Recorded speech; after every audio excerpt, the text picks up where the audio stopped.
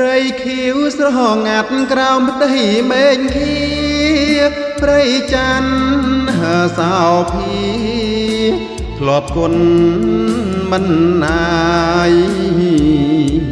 មានផ្ទាំងតូចធំជំរុំ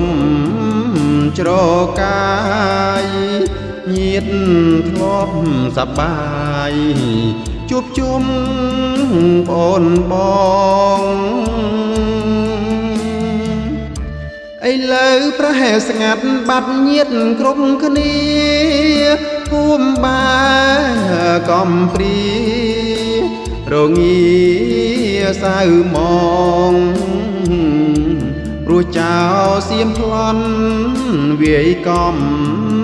ទិញផងសឹងត្រូវសៅมองព្រោះឆ្ងាយសាលាស្រណោះ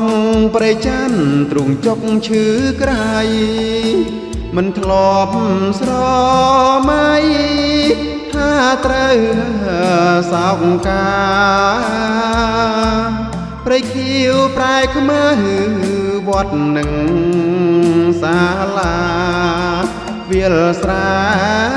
ចំការត្រូវចោលរុករៀ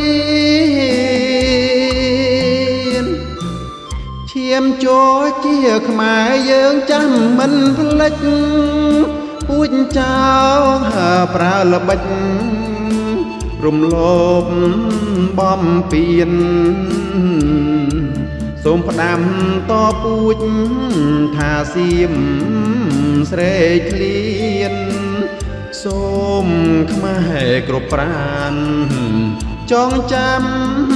ទៅអើយ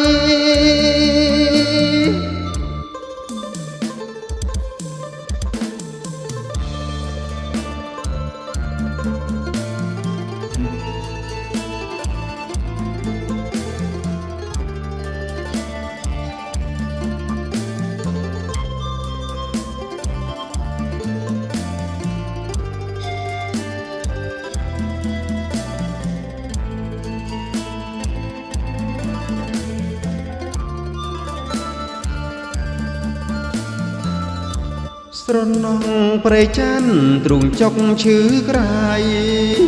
មិនធ្លាប់ស្រមៃថាត្រូវសោកកាព្រៃខៀវប្រែខ្មៅវត្តនឹងសាលាវាលស្រែចំការត្រូវចោលរុករៀនឈាមជ័រខ្មែរយើងចងចាំមិនភ្លេចពូជចោលប្រើល្បិចរំលោភបំពេញសូមផ្ដាំតពូជថាសៀមស្រែកឃ្លានសូមខ្មែរគ្រប់ប្រានចងចាំ